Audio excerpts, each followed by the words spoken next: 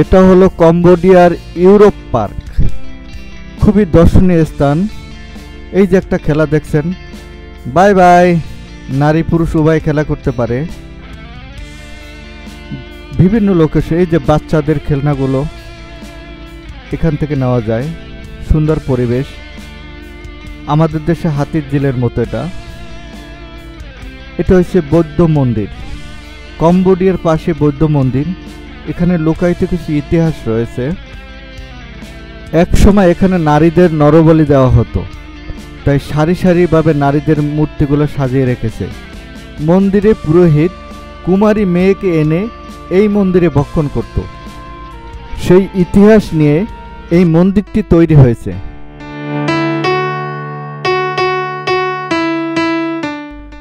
এটা হলো রাজধানী নম পেনের একটা রাস্তা, সুন্দরভাবে সাজানো গুছানো একটা রোড,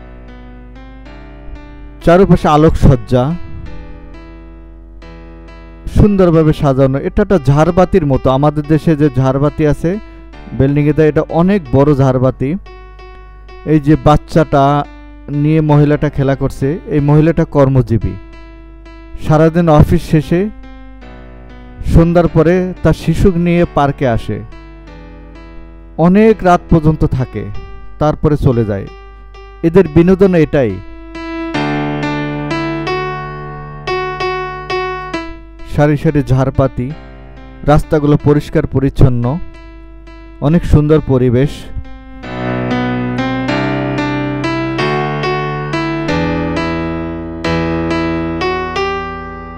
সন্ধ্যার আগে কিছু সময় বৃষ্টি হয়ে গেছে, তাই রাস্তাগুলি একটু ভিজা ভিজা।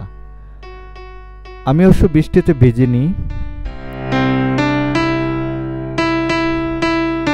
এটা শুধু একদিনের দৃশ্য না, কম্বোডিয়ায় প্রতিদিন এরকম দৃশ্য চলে।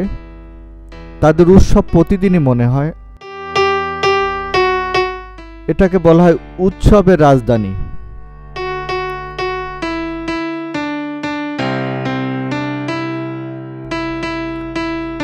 চারপাশে হোটেল রেস্তোরাঁ রয়েছে। আমাদের দেশের মতো বিলবোর্ড, এত বিলবোর্ড এখানে নাই, কিন্তু রাস্তাগুলো সুসজ্জিত। এখানে জনসংখ্যা তো কম, অন্য একটা ভিডিও বলেছি মাত্র 2 কোটি জনসংখ্যা কম্বোডিয়ায়, আর আমাদের দেশের চেয়ে একটু ছোট দেশ, তাই তো লোক সংখ্যা খুবই কম। ছুটির দিনে এত লোক সংখ্যা হয় না।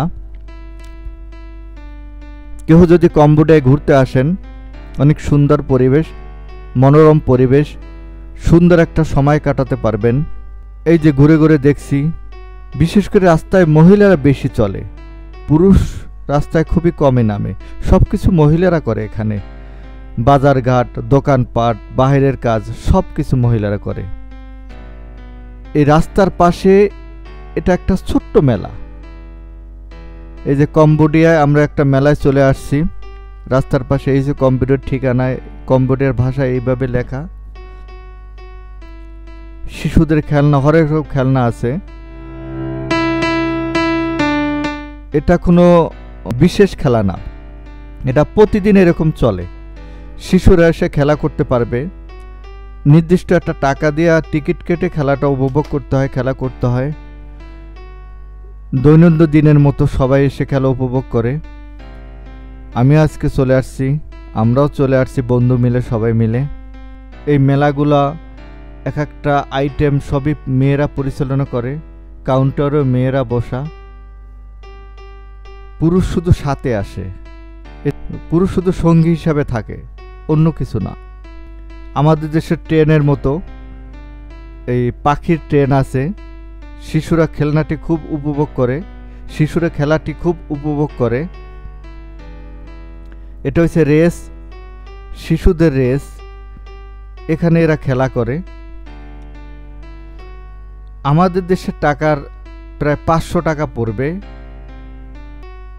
15 মিনিট খেলার জন্য। এখানে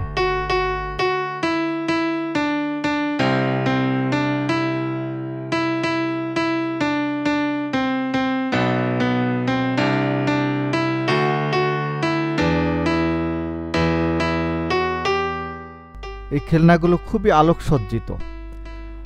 আমাদের দেশের খেলনা এত আলোকসজ্জিত থাকে না, কিন্তু এদেশের খেলনা আলোকসজ্জিত থাকে।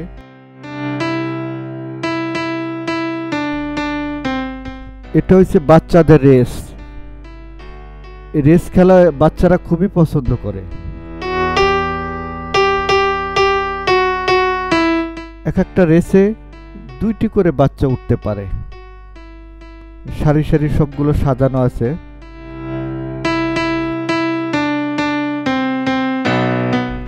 খুবই কস্টিং এই খেলাগুলো। সাধারণত আভিজাত্য ছেলেরা এই খেলাগুলো করে থাকে। ভ্রমণ পিয়াসী রবিউল ইসলাম রবি, কম্বোডিয়া।